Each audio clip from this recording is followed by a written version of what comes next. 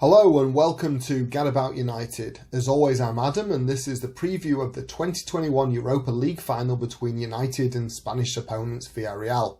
In the past we've met Villarreal twice before, both in the Champions League and both in the noughties. The first time was in 2005-06 when we were placed in a mediocre group with them, Benfica and Lille. With two lacklustre 0-0 draws home and away, we didn't even get dumped into the UEFA Cup that season and came bottom below Lille on goal difference. The Spanish outfit eventually went out to Arsenal in the semis. The other time was in the 2008-09 campaign as defending champions. We were drawn again in another weakish group with Aalborg of Denmark and Celtic, who eventually came bottom. As we narrowly topped the group unbeaten, a point ahead of the Spaniards, albeit with 4 draws, Villarreal eventually went out to Arsenal again, who then we dispatched in the semis before being beaten in the final against Barca. Talking about Barca, we faced Spanish opposition on 3 occasions before in European finals, and it was the Blaugrana each time. With a mediocre record of just 1 win in the 1991 Cup Winners' Cup final, and of course the 2 defeats in the Champions League finals of the aforementioned 2009 and 2011, it's about time we levelled up this Spanish deficit. Before I begin, if you're one of those who may be down on this competition, just remember it is European silverware. We only have 8 trophies and sit in 10th place in the all-time winners list behind the likes of Atletico Madrid, who haven't even won the Champions League. Further, Chelsea have just 2 fewer trophies than us, and if they win the Champions League and then the Super Cup, they'll draw level with us. Isn't it worth investing in this trophy and putting aside any negativities you may have just for that? Finally, taking the competition would help galvanise the squad and start to give them a winning mentality when it comes to silverware, as well as signal to potential transfer targets that trophies are a real possibility at Old Trafford again, regardless of off-the-pitch distractions. Okay, so let's begin with the road to Gdansk. It's been a long journey for both clubs, but with very different routes. Villarreal started their campaign in the Europa League at the group stage, drawn together with Israel's Maccabi Tel Aviv, Sivasspor of Turkey, and Karabag of Azerbaijan. And I'm starting to understand why some of you are dismissive of this tournament. Anyway, Villarreal obviously won the group easily, dropping only 2 points in an away draw in Israel. We had quite a different start, beginning our Europa quest for glory in the Champions League. As you'll remember, despite a superb beginning, beating PSG in Paris 2-1 and trouncing Leipzig 5-0 at Old Trafford, the wheels soon started to come off in Istanbul against the newly created champions Başakşehir. Sorry for mutilating the pronunciation, but most of you probably didn't notice anyway. A terrible performance culminated in an embarrassing 2-1 defeat, and even at that point many of us saw a red flag for the team. A comfortable 4-1 win in the return fixture at Old Trafford was soon undermined by 2 unconvincing and embarrassing performances. A 3-1 home defeat to Paris, followed by a decisive 3-2 loss in Leipzig, only coming back late in the game after being 3-0 down. As you can see from the table, that defeat was the killer blow, which saw Leipzig leapfrog us and join Paris in the Champions League second round, whilst we entered the Tier 2 competition in the round of 32. Judging from the knockout stage, I think it's fair to say that Villarreal had a far easier journey to the final than United. Drawing in successive rounds, Salzburg, Dynamo Kiev and Zagreb led to 3 convincing wins, but they did struggle in the easiest game of the lot, the semi-final against Arsenal. However, as we know, United weren't granted such an easy path, but generally came through it very well. I think we're all pleasantly surprised that after getting the potentially very tricky draw of Real Sociedad, one of Spain's surprise packages in La Liga over the last couple of seasons, a 4-0 away win in Spain effectively killed the tie. Milan, who could well be in the Champions League next season, were a far tougher proposal, and it wasn't until Paul Pogba's second half introduction that changed the whole nature of the tie in that second leg, that we managed to get the win. I, like many of you, had thought the Italian side were going to squeeze us out after getting a late goal in Manchester the week before, but was impressed by the side's resilience to come back. We did get lucky drawing Minnows Granada in the last 8, and dealt with them in 2 quite turgid games, winning 2-0 home and away. However, it was a semi-final against Roma where we showed our best performance in the competition so far. Despite the historic 7-1 win back in the 2006-2007 Champions League, still very fresh for most of us, we couldn't have imagined a 6-2 victory, especially after going 2-1 down against a side containing several old boys that had become surplus to requirements. This almost insurmountable lead in the time meant we could take our foot off the gas for the return, knowing that a loss would probably still mean our progression. We took the loss, we got the progression. Villarreal are traditionally a small club, still waiting for their first major trophy win, unless you count 2 Intertoto Cup wins, which I'm loath to do. El Submarino Amarillo, yep, I have no idea if I'm even close to pronounce that correctly, so I'll just say the Yellow Submarine from now on. yes, that is their nickname, have reached just their first real final, having never done better than the semi-final spot in any competition before. That said, the 4 semi-finals they've reached previously have all been in Europe and occurred during their golden period of 2003-04 to 2015-16, which remarkably also included being relegated in 2012, so it's the worst golden period ever. To put things into context, before the year 2000, Villarreal spent most of their history out of the top tier of Spanish football.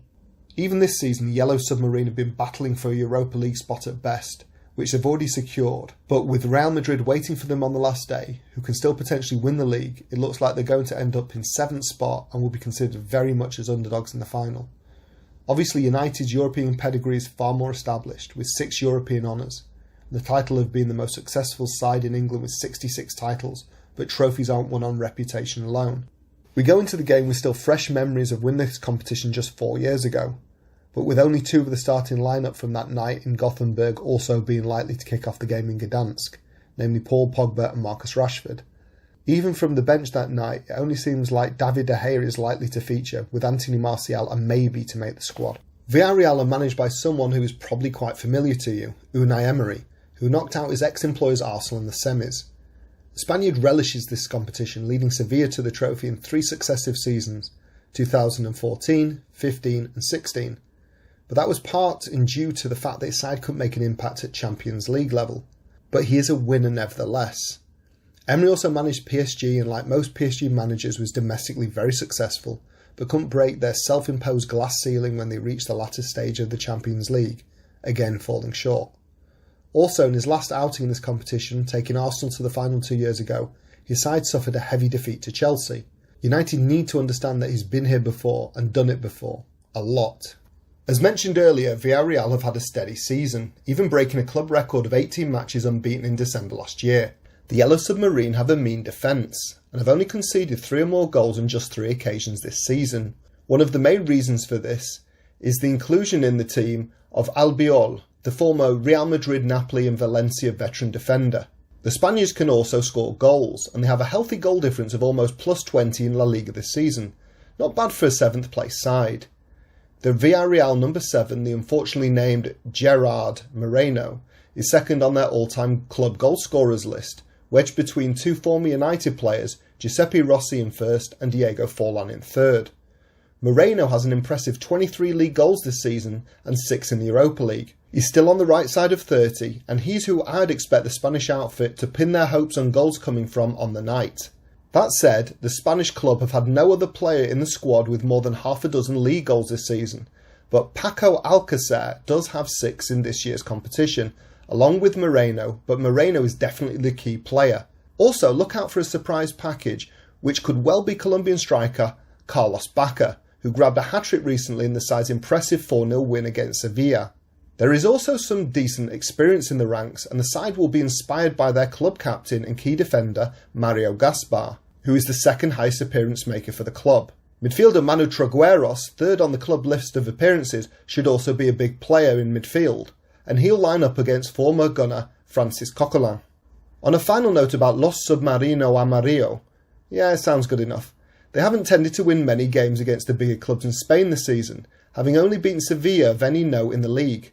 They've won their last 2 games, but with Real Madrid playing them on the last day, this could well change.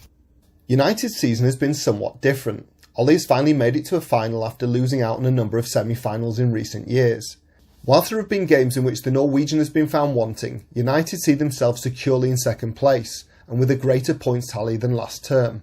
Furthermore, United are pretty much the hardest side to beat in the Premier League on their travels, but we all know how difficult we make it for ourselves at times. We usually go behind in games, home and away, but as proven time and time again, in England and abroad, we have the character to fight back against adversity or turn a game on its head after the interval. The tougher run of matches will have drilled the United players more in theory than the relatively weak run Villarreal experienced on their travels. With the advent of this final, the disappointment of the early Champions League exit should be a distant memory. The squad has mainly looked together and focused, and I've not seen such a positive relationship with the manager since Fergie left. However, with the back-to-back defeats to Leicester and Liverpool and the poor draw against Fulham, this could well have hit the players' confidence. With the absence of captain Harry Maguire not there to marshal the defence, this could certainly have had an impact. What we do know is that we are capable of scoring goals, and lots of them.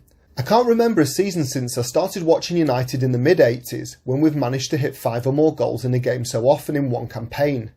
Cavani looks on fire and is inspirational up front. Greenwood looks to have reached the point where he's finally refound last season's amazing form, with Pogba and Bruno looking comfortable now in their roles. But I do worry about McFred. Also, probably the same as you, I worry about the defence. Having a 100% fit Harry Maguire is a must.